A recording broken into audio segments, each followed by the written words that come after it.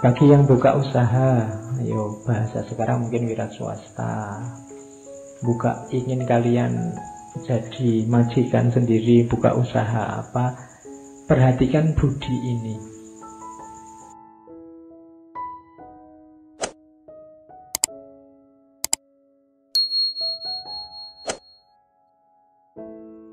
Assalamualaikum warahmatullahi wabarakatuh.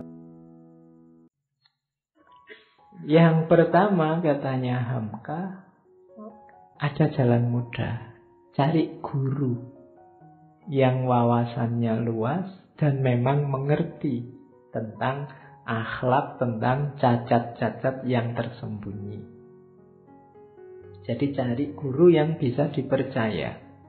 Ini lebih mudah. Dalam dunia tasawuf itu, dunia tarekat itu, bahkan seorang murid kalau ingin diperbaiki oleh gurunya, pasrah saja 100% pada gurumu. Kadang-kadang gurunya menyuruh aneh-aneh. Kita tidak paham karena ini kok disuruh gini toh ya, tujuannya apa. Tapi gurumu lebih ngerti. Kalau di tarekat disuruh pasrah saja, guru lebih tahu perkembangan mentalmu, perkembangan rohanimu. Kadang-kadang saya beberapa kali mengalami datangnya pakai kendaraan sama guru tarekat ini, sudah kamu pulangnya jalan kaki aja, padahal itu mungkin puluhan kilo. Itu kan kelihatan tidak masuk akal, apa sih gunanya ini. Tapi ada gunanya pasti. Mungkin untuk membunuh egomu, membunuh ketergantunganmu pada dunia, macam-macam. Gurumu yang mengerti. Guru rohani itu kayak dokter kalau dunia jasmani. Kamu kan tidak paham itu, dokter ini kok obat diminum sehari 3 kali, mbok wis diminum 10 kali kan cepat sembuh misalnya. Lo yang ngerti dokternya. Kamu jangan ijtihad sendiri kalau urusan obat. Nanti kamu ngarang-ngarang sendiri misalnya. Ndak, sama kayak rohani. Mungkin kamu punya rumus sendiri kok, harusnya begini, ndak. Coba tanya yang ahli. Jangan-jangan kamu ingin mengobati hasadmu, akhirnya malah jatuhnya jadi sombong. Jangan-jangan kamu ingin mengobati sohirul himmah tadi, akhirnya malah overconfident. Kan bisa begitu. Yang ngerti takarannya siapa? Guru. Maka jalan gampang untuk mendeteksi kamu ada penyakit jiwa apa, cari guru. Itu mudah. Bukan berarti kalau tidak punya guru terus tidak bisa. Ya bisa, cuma akan lebih mudah kalau kamu punya guru. Oke, yang kedua, mungkin susah nyari guru hari ini. Gurunya sibuk nyari sampingan macam-macam sehingga kamu mau ketemu saja susah. Nah, cari sahabat.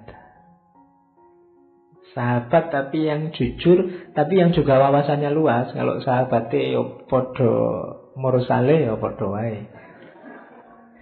Nanti kamu minta, "Mbok aku dinasehati biar penyakit jiwaku hilang." Oh, nasehati gimana? Aku juga penyakit jiwaku. Iya, podo wae. Yo silahkan bertangis-tangisan dalam.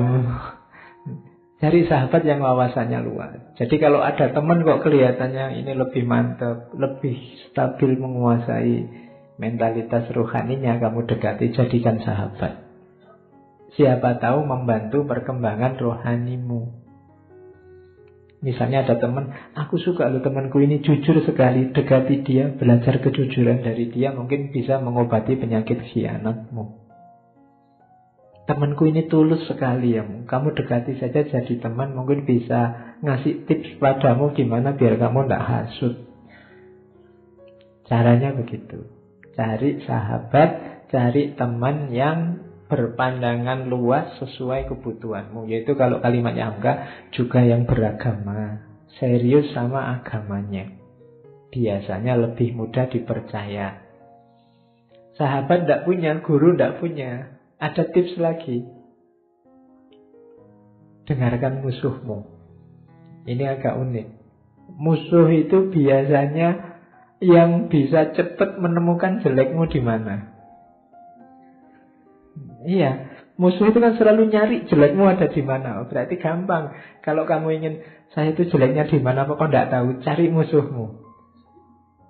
Aku itu salah apa padamu? Nah, dengarkan jawabannya. Ya. Oh, berarti salahku di situ. Nah, diperbaiki. Emangnya kamu ku buat sakit apa? Oh, terus dia jawab kan meskipun sambil maki-maki. Dengarkan saja. Oh iya, berarti aku lemah di situ. Itu cara lain sebenarnya. Jadi cari musuh. Yo meskipun kalau merasa tidak punya musuh, ya jangan bikin-bikin musuh. Nanti kamu tidak punya musuh, nanti bikin-bikin musuh. Nggak. Kalau kebetulan ada orang yang tidak suka sama kamu, yang benci sama kamu, ayo kamu manfaatkan kebenciannya untuk kebaikanmu. Nah, kan enak ini kan. Selama ini kan kebencian kamu lawan dengan kebencian, sehingga yang kamu dapat hanya rasa dendam tadi. Nah sekarang ada orang benci sama kamu, biarkan dia ngomong banyak. Maki-makilah aku, bongkarlah semua kejelekanku, silahkan aku tunggu. Alhamdulillah aku bisa muhasabah, tidak capek-capek. Oh, berarti kelemahanku selama ini itu. Oh, berarti orang sakit hati kalau saya kayak gini itu. Itu kan muhasabah namanya. Kamu sendirian tidak ngerti. Makanya kalau kamu punya akun medsos, ada orang maki-maki, orang benci, lo alhamdulillah ada orang ngasih pelajaran gratis. Ah, berarti kelemahanku di situ. Ini belajar ini aku. Oke, jadi ambil faedah dari musuh. Terus yang keempat, ya belajar dari pengalaman orang lain. Kalau ini membaca realitas. Oh, seperti itu ya jeleknya hasut itu. Berarti aku jangan begitu. Oh, seperti itu ya rusaknya kalau orang saling membenci itu. Berarti aku jangan begitu.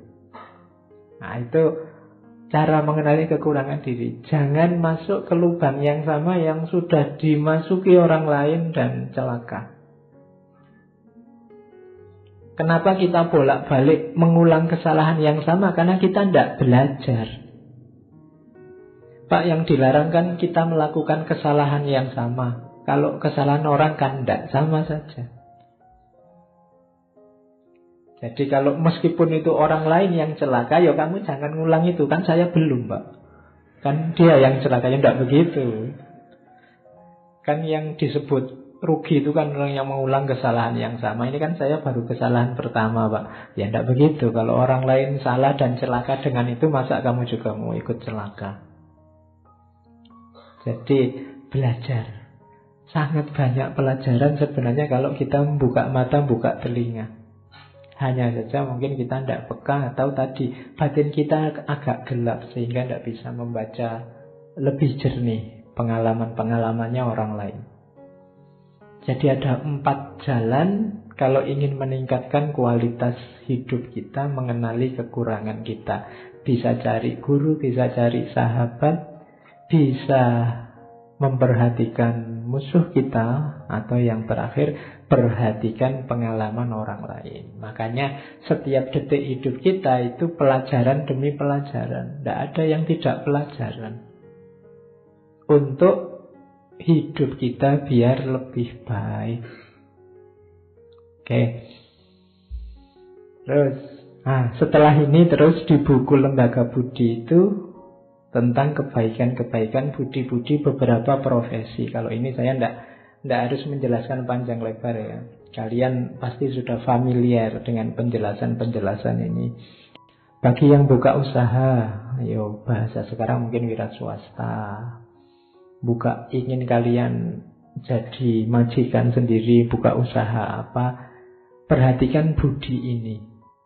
Jadi moral itu selain demi kualitas usahamu juga kalau dalam agama ada namanya barokah. Jadi mungkin untungnya secara kuantitas jadi kecil, tapi barokah. Untungnya kecil, manfaatnya lebih besar daripada kuantitasnya. Yang kamu rasakan dalam hidupmu atau dalam hidupnya orang lain, itu namanya barokah. Di antara jalannya agar usahamu barokah, penuhi budi-budi ini, akhlak-akhlak ini kalau menurut Hamka. Yang pertama ilmu, itu pasti ya. Kalau tidak ada ilmu, ya tidak mungkin kamu buka usaha. Jangan nekat. Tidak ngerti ilmunya. Kalau main komputer, main HP tidak bisa, ya jangan buka usaha reparasi handphone. Itu namanya bunuh diri. Ya. Jadi harus tahu ilmunya. Yang kedua, percaya diri. Pasti ya. Harus pede. Kalau masih ragu-ragu, dimantapkan lagi niatnya dan kepercayaan dirinya. Yang ketiga, niat, kemauan.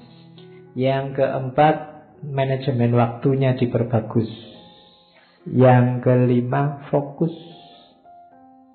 Kenapa banyak usahamu yang mungkin di antara kalian sekali dua kali pernah bikin usaha apa, biasanya tidak fokus. Manajemen waktunya tidak bagus. Kemudian yang selanjutnya, jujur. Itu pasti ya. Dan amanat. Menjaga kualitas. Memahami keinginan orang banyak. Ngerti yang diinginkan pasar. Promosi juga tidak usah ragu-ragu dan pintar melayani. Jadi ini untuk orang-orang yang ingin buka usaha. Yaitu penjelasan tiap subnya banyak. Silahkan dibaca sendiri. Bukunya kelihatannya bisa kamu di Google Book juga ada. Beli tapi ya. Iya loh, kamu goleknya gratis terus. Kayak gini mungkin kamu lumayan, tidak usah baca bukunya Pak, dengerin ngaji ini selesai. Ya, dibacalah demi tadi barokahnya ilmu. Oke, kalau memang ingin serius mengkaji ini ya dikaji, dicari bukunya, ya pinjam-pinjam di perpus kelihatannya juga banyak. Terus kalau pedagang ini jangan spekulasi. Spekulasi itu ya kayak kamu borong semua, terus kamu timbun. Besok kalau sudah barang langka kamu keluarkan sehingga harganya mahal, itu tercela. Jangan bersentuhan dengan uang palsu. Yang palsu-palsu tidak terpuji di ranah apapun. Uangnya palsu, barangnya palsu, orangnya palsu. Itu pasti tidak barokah. Jalur yang jelek, mungkin kamu dapat sesuatu kan. Kamu sering kadang-kadang ditelepon orang nipu, WA-mu dibajak untuk nipu. Itu kan kita sumpek dengan itu. Orang yang melakukan penipuan merasa asing, penting untuk duit, beres. Tapi hidup kita tidak sesederhana itu sekedar dapat uang. Ada namanya manfaat dan barokah. Mungkin kamu dapat uang banyak, tapi kalau tidak barokah, tiba-tiba kamu sakit. Sebanyak apapun uang hanya habis untuk pengobatan. Itu namanya, orang menyebutnya tidak barokah. Jadi jangan hanya mengejar kuantitasnya. Wah, kalau saya punya uang 1 miliar Pak, apa saja saya beli. Kamu dapat 1 miliar terus masuk penjara. Apa yang mau kamu beli, wong kamu di penjara. Nanti hartamu disita semua, tidak cuma yang 1 miliar itu, akhirnya semuanya habis. Itu namanya tidak barokah. Jadi jangan hanya mengejar kuantitas. Jangan bersentuhan dengan yang palsu-palsu. Termasuk kata-kata palsu. Kata-kata palsu itu memuji berlebihan, mencela berlebihan. Itu palsu. Nyatakan kalau ada cacat apa adanya. Jangan curang. Jelaskan harga resminya. Mungkin kalau kamu mau jujur, ya saya ngambil untung sekian, harga pasarnya sekian. Oke, itu budinya pedagang. Kalau ini insya Allah kalian pahamlah dengan membaca satu kalimat. Kalau ini guru, ini kan akademisi semua. Guru punya beberapa budi penting. Yang pertama yang saya catat dari tulisannya Hamka, jangan merasa ilmumu sudah tinggi. Bidang apapun. Meskipun mungkin kamu besok sudah profesor. Karena begitu kamu merasa ilmumu sudah cukup atau sudah tinggi, kamu akan berhenti. Sementara ilmu itu berkembang, dunia ini berubah. Sementara yang kamu tahu hanya sebatas kemampuanmu, sebatas pengalamanmu. yang pasti tidak sempurna. Maka jangan pernah kamu merasa ilmumu sudah cukup tinggi. Kalau kamu merasa tinggi sehubungan, iya sih Pak, tapi saya merasa kalau dibandingkan dia, saya lebih tinggi. Itu pun jangan, karena itu menunjukkan bahwa kamu sedang takabur, kamu sedang sombong. Kamu lebih tinggi dari dia, siapa berani jamin? Ya kan? Mungkin di bidang ini kamu lebih tinggi, tapi di bidang yang lain dia lebih tinggi.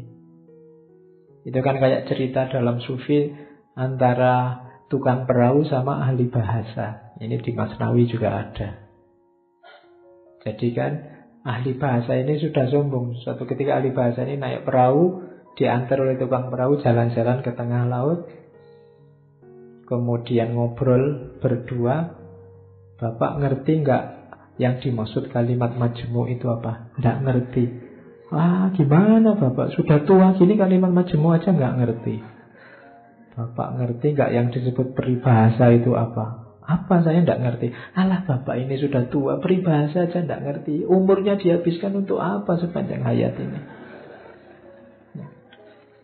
Terus ada badai, kapalnya mau terbalik, gantian tukang perahu. Bapak bisa berenang lah? Nggak bisa. Oh iya. Ya, tukang perahunya nggak marah, cuma ya selamat tinggal kalau gitu Pak. Karena ini sebentar lagi tenggelam. Ya. Jadi, ndak kemampuanmu sepinter-pintermu paling kan di bidangmu. Di bidangnya orang lain mungkin kamu ndak tahu apa-apa.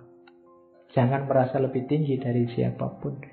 Bahkan di bidangmu sendiri jangan merasa sudah cukup. Terus luaskan pergaulan.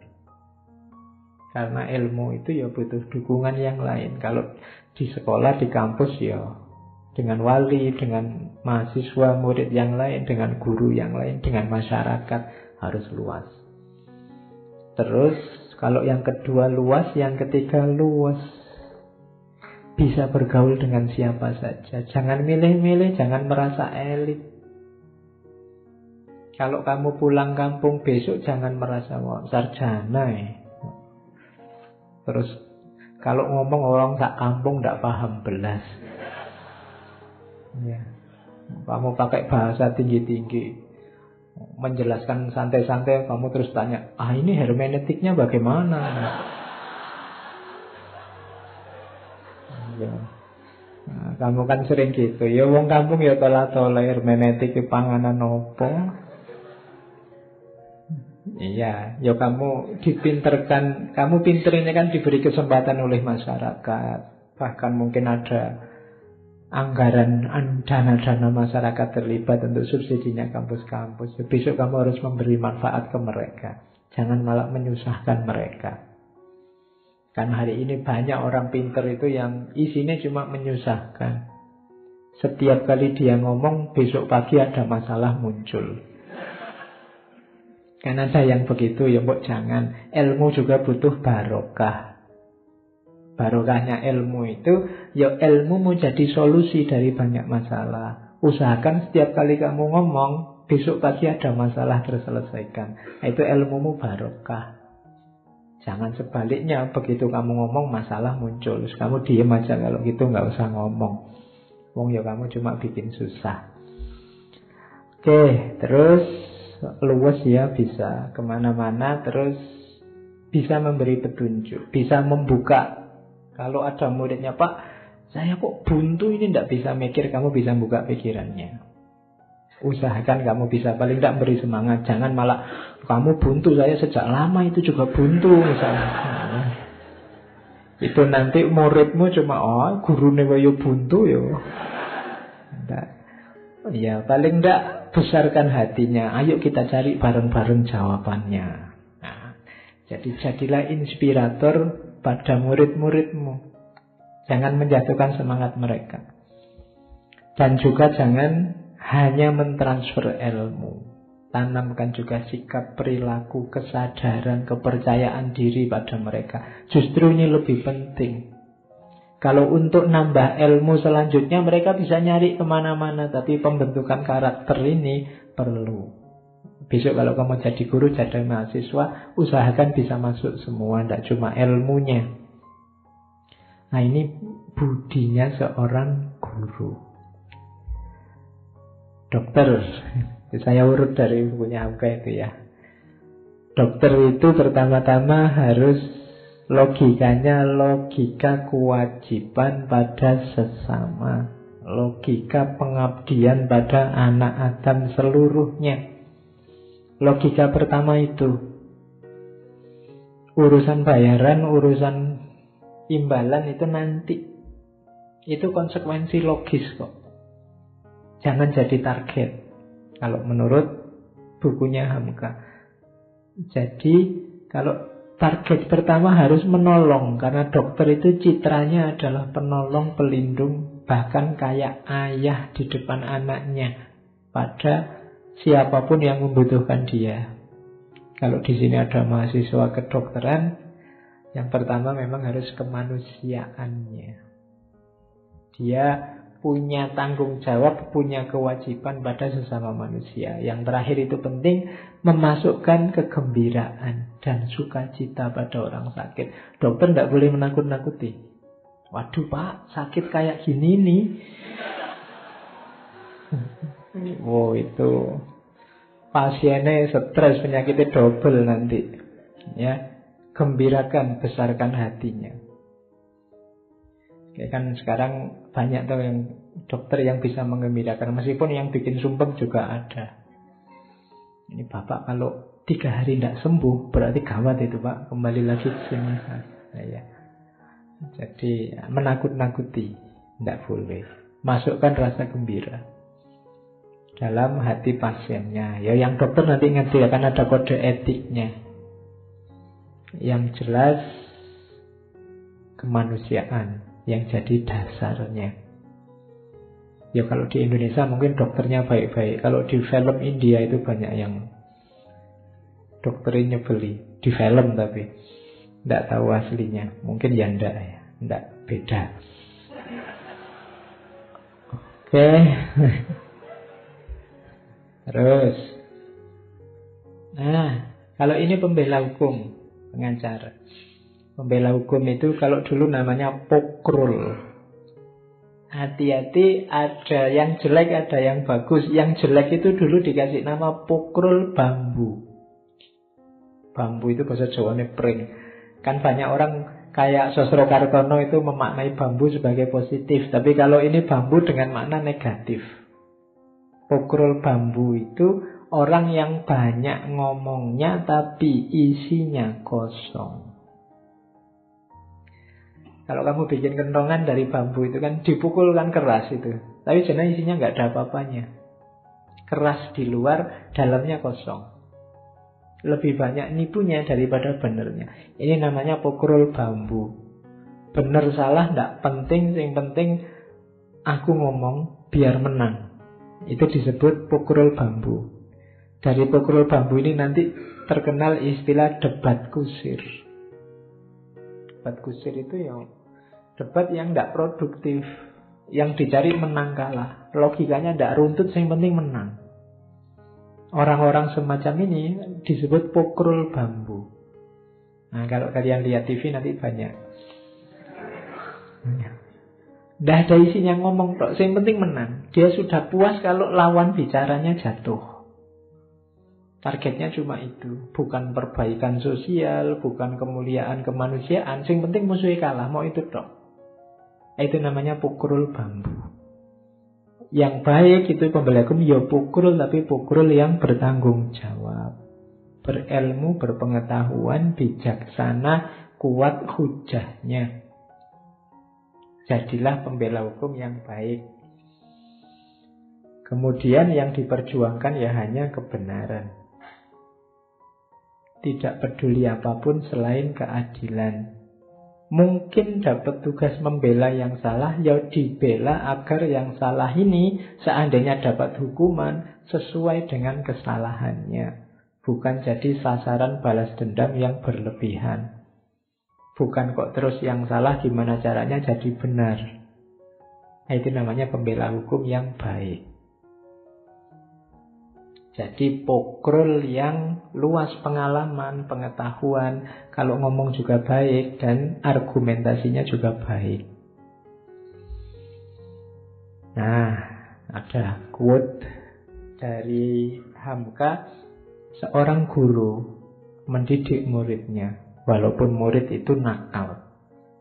Seorang pembela membela pesakitan, walaupun yang dibela bersalah. Seorang dokter mengobati pasiennya, walaupun pasien itu tidak bisa membayar.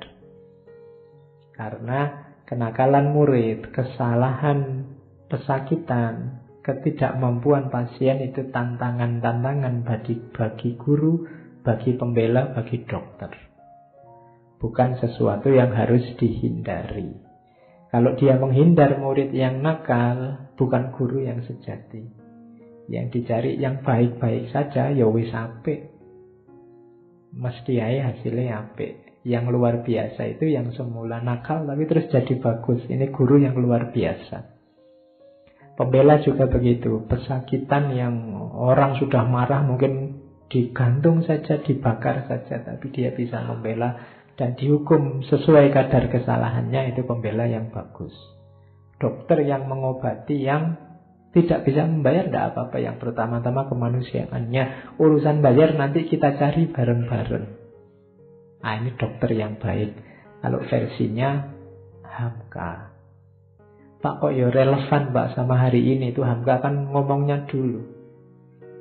Hamka itu lahir 1908, meninggalnya 1981. Kok masih cocok Pak? Ya berarti memang jangan-jangan situasinya tidak berubah sejak dulu. Oke, pengarang. Hari ini kan banyak pengarang ya.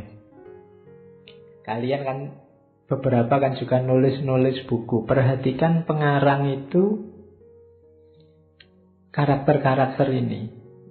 Yang pertama, harus luas pengetahuannya tentang bahasa bangsanya. Kalau kalian berarti bahasa Indonesianya harus bagus. Makanya Hamka itu kan tulisannya enak, karena pinter dalam bahasa Indonesia. Hari ini kan kalian banyak dituntut pinter bahasa asing, padahal bahasa Indonesianya belum pinter juga. Akhirnya bahasa asingnya nggak terlalu bagus, bahasa Indonesianya apalagi. Padahal katanya Hamka, loh, bahasa bangsamu itu nomor 1 kan. Lebih dulu kamu harus pinter nulis bahasa Indonesia. Kalau bahasa Inggris ya kejarlah itu kalau mampu, kalau tidak bisa ada Google Translate, nggak usah khawatir. Tapi kalau bahasa Indonesia ini kamu wajib. Kalau kamu bilang, Pak mohon maaf saya bahasa Inggris tidak terlalu bisa, orang maklum, kamu memang orang Indonesia. Tapi kalau bahasa Indonesia, saya bahasa Indonesianya tidak bisa Pak, itu orang susah maklumnya. Lah kamu orang Indonesia, harusnya lebih pintar bahasa Indonesia dibandingkan bahasa asing. Secara logis begitu. Ya belajar. Harus luas pengetahuannya tentang bahasa bangsanya. Yang kedua, pengarang itu, ini istilahnya Hamka ya, kaya simpanan otaknya.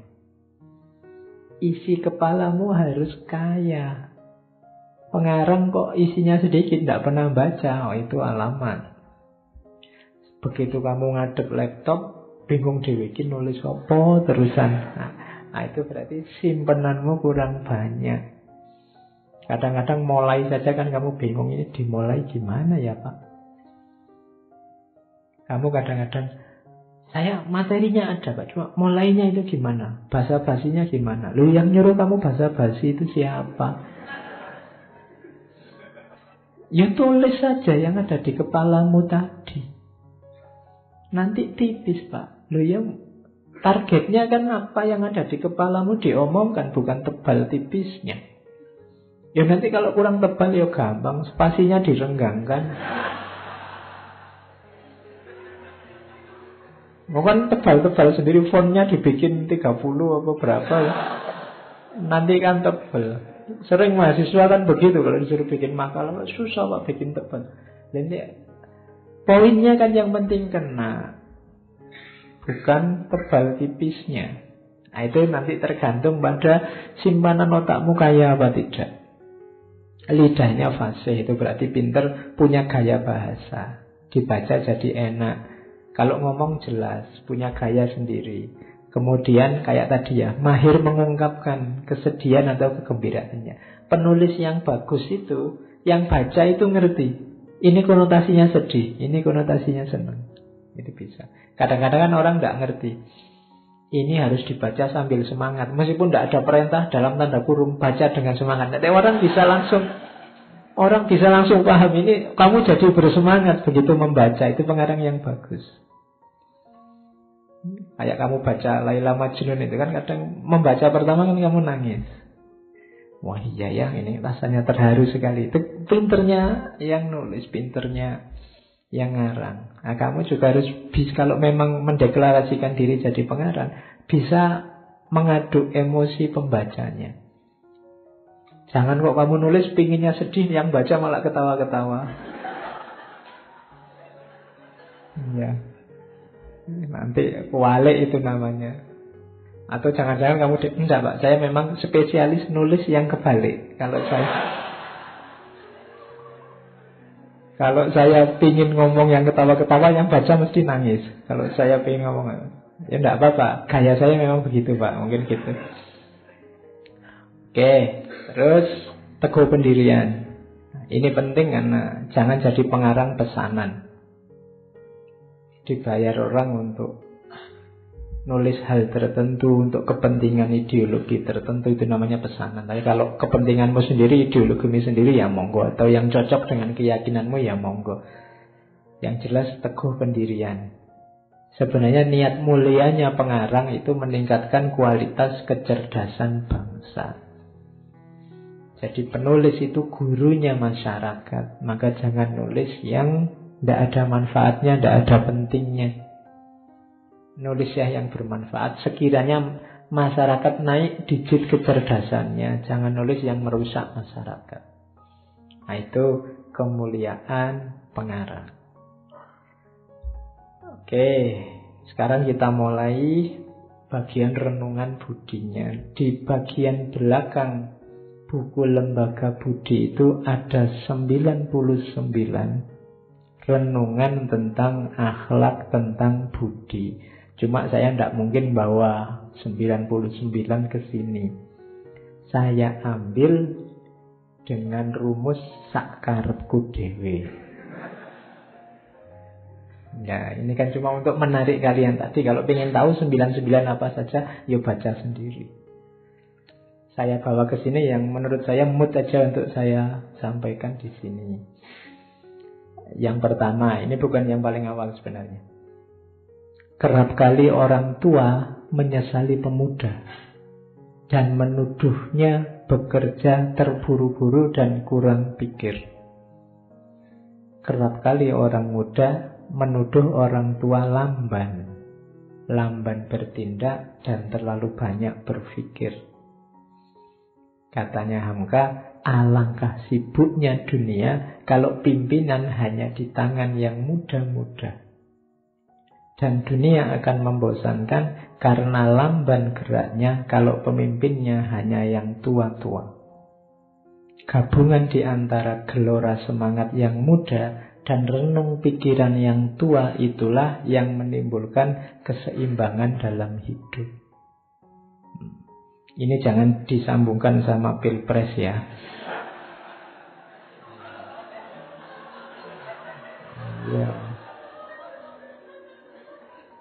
Iya, itu sudah saya tebak. Kamu mesti menyambungkannya sama pilpres. Iya. Jadi ini sebenarnya Bangka mau ngomong, hidup itu ya ada, kalau bahasa anak sekarang, ada ngegasnya, ada ngeremnya. Iya. Kamu harus sadar kapan ngegas, kapan ngerem. Ngegas itu simbolnya yang muda-muda, ngerem itu simbolnya yang tua-tua. Kalau kamu ngegas terus, gawat hidupmu.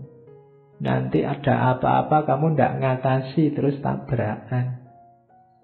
Atau yang penting-penting kelewatan. Kalau kamu ngerem terus, lah kapan maju nih? Kan gitu. Hidup ini ya perlu maju, tapi ya ndak gas terus-terusan. Kolo-kolo ya ngerem.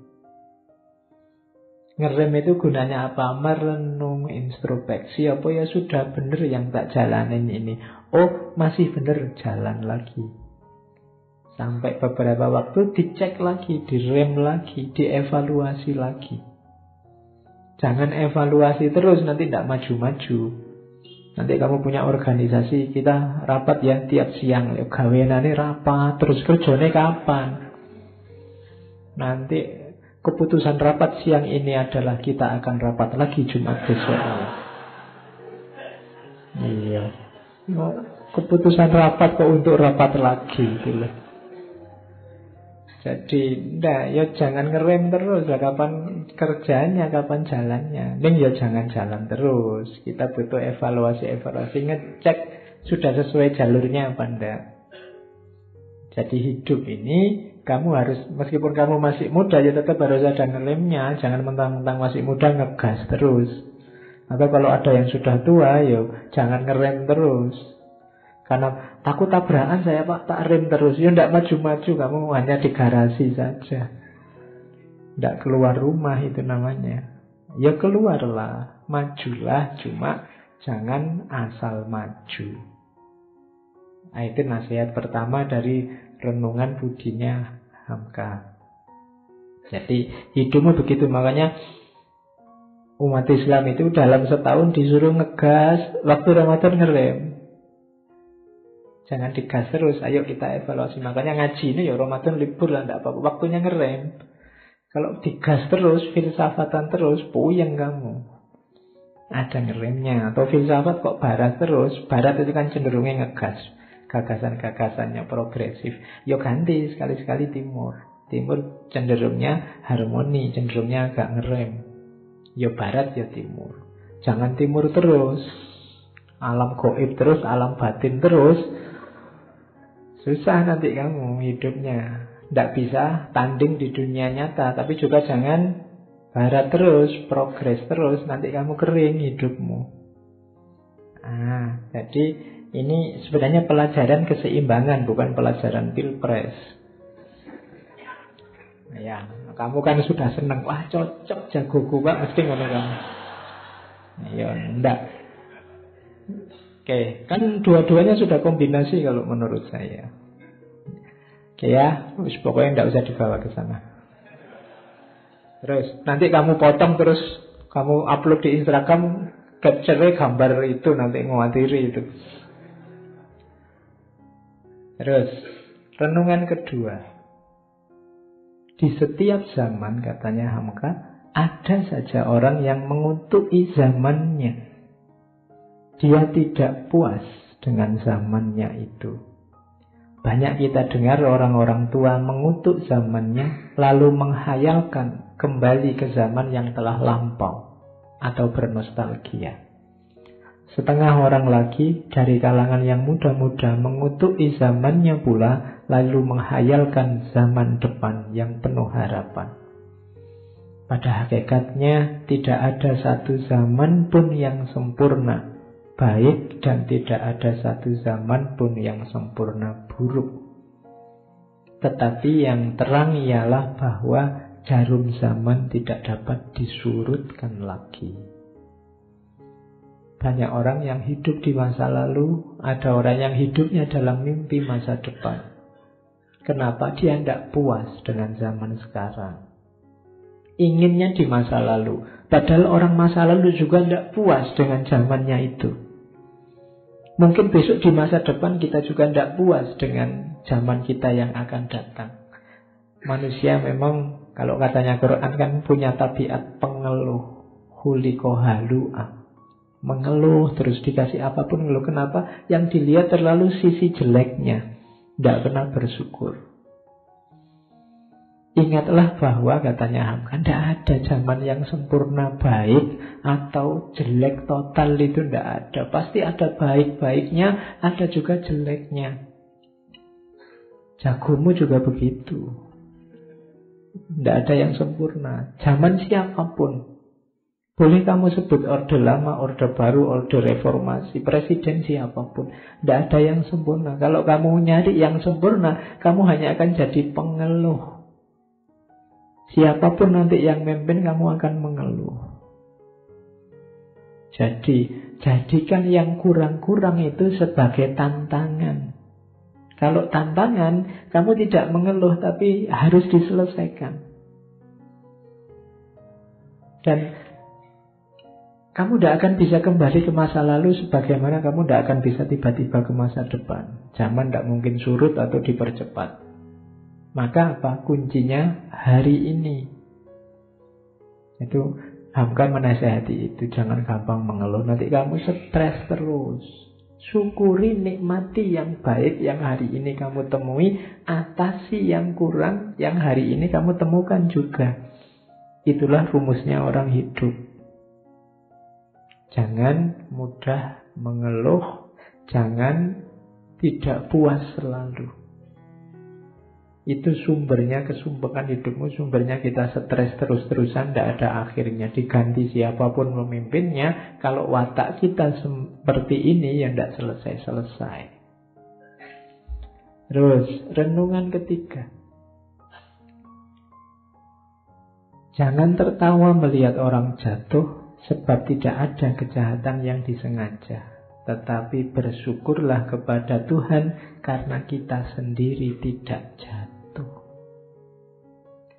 Dalam hal jatuh, janganlah terlalu percaya kepada diri sendiri dan kepada datarnya jalan-jalan. Karena menurut laporan dinas lalu lintas, lebih banyak mobil yang jatuh di tempat datar jika dibandingkan dengan yang jatuh di tempat pendakian atau penurunan yang berkelok-kelok. Kecelakaan itu justru banyak terjadi di jalan yang sepi, yang datar, yang lurus. Begitu jalan kelok-kelok, orang cenderung hati-hati. Ini nasihatnya Hamka apa? Loh, kamu jangan suka menertawakan orang yang sedang jatuh dengan asumsi hidupku loh Pak lurus terus, saya tidak akan begitu. Loh, hati-hati. Banyak orang jatuh itu bukan karena jalannya belok-belok, tapi karena jalannya lurus. Karena lurus orang tidak hati-hati. Ada ditangkap KPK terus kamu ketawain, rasain. Makan uangnya rakyat. Loh, jangan-jangan kamu sebenarnya juga terancam oleh itu. Kamu mungkin korupsi dikit-dikit tapi tidak sadar.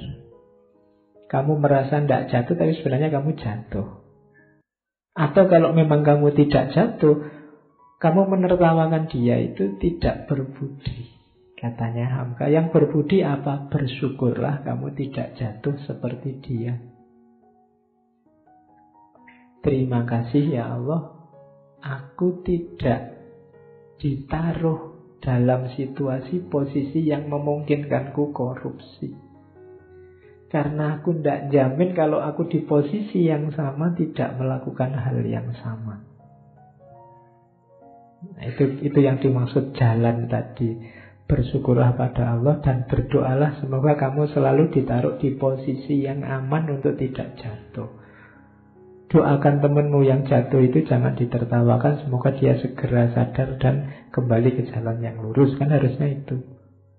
Karena biasanya seperti pernah saya bilang, kalau ada orang jahat masuk penjara, kalau ada koruptor ditangkap KPK, itu kan terus kita merasa sombong, merasa besar, kita tertawakan dia. Menertawakan itu berarti merasa kamu lebih benar dari dia, merasa kamu levelnya lebih bersih dari dia. Dan ini juga penyakit hati. Maka bersyukur saja sama Allah. Wong kebaikanmu hari ini juga atas anugerah, atas pertolongan dari Allah. Tidak ada jaminan kalau kamu di posisinya dia, tidak kayak dia, jangan-jangan lebih parah. Nah, jadi itu nasihatnya Hamka yang ketiga. Ini untuk zaman tahun 60-an Orde Lama. Saya tidak tahu kalau sekarang masih relevan apa tidak kamu dinasihati kayak gini. Tapi kelihatannya ya masih. Jadi jangan Karena penyakit paling susah diobati itu sombong dan paling susah dideteksi. Wong merasa tidak sombong itu kan juga sebentuk kesombongan. Loh iya kan, kayak saya ini Pak, tidak pernah sombong saya itu. Sama aja itu, sombong. Oke, terus renungan yang keempat.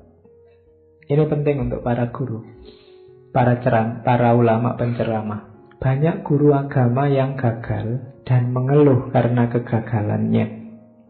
Pelajaran agama yang diberikannya tidak segera diterima oleh orang banyak. Salah satu sebabnya ialah dia mendahulukan nazir daripada basyir, mendahulukan ancaman daripada bujukan, rayuan. Dia mendahulukan usron daripada yusron, mendahulukan yang sukar daripada yang mudah. Dia mengusir, bukan mengumpulkan. Kadang-kadang dia hendak membuat agama menurut kehendaknya, bukan menurut kehendak Tuhan. Dan setelah gagal, disalahkannya orang lain.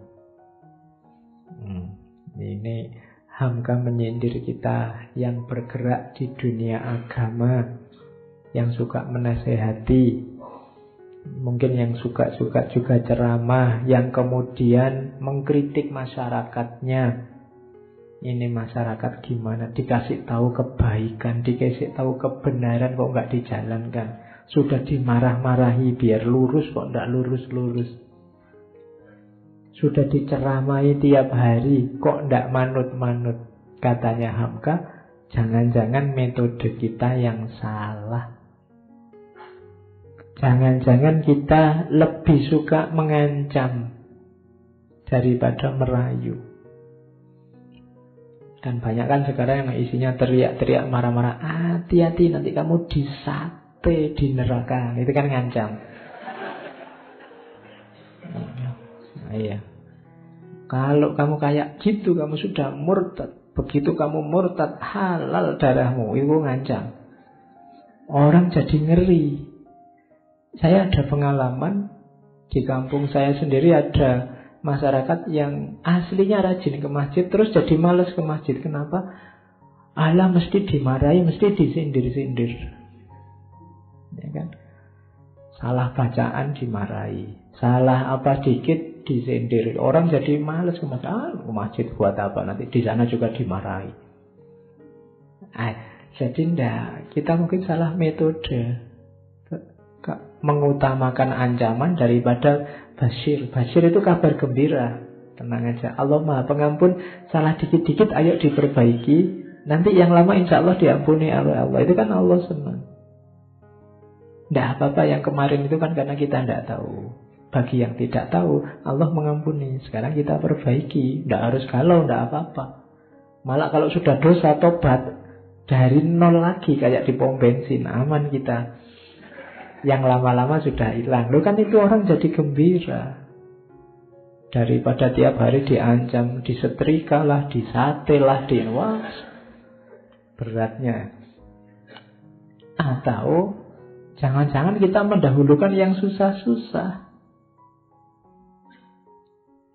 Begitu didahulukan yang susah, orang juga malas. Barang siapa ngajinya ndak fasih, Fatihahmu ndak sah. Kalau Fatihahmu ndak sah, sholatmu batal. Waladol, wes. Kalau membaca huruf dot itu susah wong desa. Iya kan? Ngalaihim itu gimana? Alaihim di dalam sini namanya. Susah wes. Ilate wong Jawa disuruh gitu. Susah duluan, orang lari. Kita dulu kan yang usron, bukan yang yusron. Kok gini terus kita ngeluh. Besok tidak ada yang ke masjid, kita marah-marah. Gimana masyarakat ini? Jangan-jangan metode kita yang salah. Kita bikin orang lari terus. Jadi kita membuat orang terusir. Yang ngusir ya kita sendiri. Tidak membuat orang berkumpul, tidak menarik. Para wali zaman dulu coba dilihat. Untuk menarik orang ke masjid, dikasih kentongan, dikasih tambur besar itu. Dulu kan itu orang, ini ada apa toh, kok jangan-jangan ada pertunjukan musik nih. Itu kan ada kayak kentongan dipanggil datang itu. Oh enggak, di sini mau sholat. Kalau mau sholat itu kan membuat orang datang berkumpul. Sunan Kalijogo bikin wayangan itu kan. Hari ini wayangannya diharamkan. Loh, itu dulu membuat orang kumpul. Setelah orang kumpul, ajaran dimasukkan. Dan itu pelan-pelan. Orang kemudian jadi baik, digarap dari akhlaknya, terus tauhidnya, pelan-pelan baru fikihnya. Jadi itu renungan yang keempat untuk para penceramah agama. Ayo diperhatikan, tugas kita menarik orang. Dakwah itu kan manggil, da'ayatu itu manggil. Jangan malah bikin orang lari. Kita harus bikin orang datang. Kemaslah semenarik mungkin. Jangan bikin orang ketakutan. Sekarang dengar takbir aja kan kita lari. Lagi asik-asik gini coba dengar Allahu Akbar, kamu bubar mesti. Iya. Bayanganmu mesti kerusuhan nih mesti. Ya. Jadi ayo kita beragama yang membuat orang mendekat, bukan membuat orang lari. Oke, itu nasihat Buya Hamka. Selanjutnya, terus nasihat kelima. Ini untuk intelektual, ilmuwan. Buya Hamka ngambil satu cerita tentang Imam Malik. Pernah ada orang bertanya pada Imam Malik, imam mazhab yang sangat terkenal, 20 masalah yang butuh penyelesaian secara ijtihad. Yang dapat dijawab waktu itu oleh Imam Malik cuma 3 masalah. Yang 17 masalah dijawab oleh Imam Malik dengan aku tidak tahu, saya belum tahu. Meskipun demikian, tetap orang menghargai, menghormati Imam Malik dan tetap dipandang sebagai mujtahid. Jadi di antara integritas seorang ulama, seorang ilmuwan itu kejujuran. Meskipun mujtahid, meskipun ulama besar, meskipun qadhi, kalau zaman dulu bahkan ada namanya qadhil qudud, qadhinya para qadhi, pemimpinnya para qadhi, itu ya kalau tidak tahu bilang tidak tahu. Jangan ngarang. Jangan mentang-mentang, aku ahli agama. Kalau ditanya agama tidak bisa jawab, gengsi nanti derajatku runtuh, statusku jangan-jangan dicopot sama masyarakat. Tidak usah khawatir. Kalau kamu tidak bisa jawab, bilang tidak tahu. Saya tidak tahu, saya belum tahu. Nanti mungkin saya cari-cari, saya baca-baca lagi. Itu masyarakat tidak akan hilang penghormatannya pada dirimu. Justru kamu semakin mulia karena orang tahu bahwa kamu jujur. Itu pelajaran buat kita. Kalau tidak tahu, bilang aja tidak tahu. Kamu tidak akan kehilangan integritas keilmuanmu dengan itu. Jadi tidak harus, wah saya mahasiswa filsafat, tapi kalau ditanya filsafat tidak ngerti, gengsi, no. Dikarang aja lah. Toh filsafatnya sudah mati semua, filosofnya misalnya.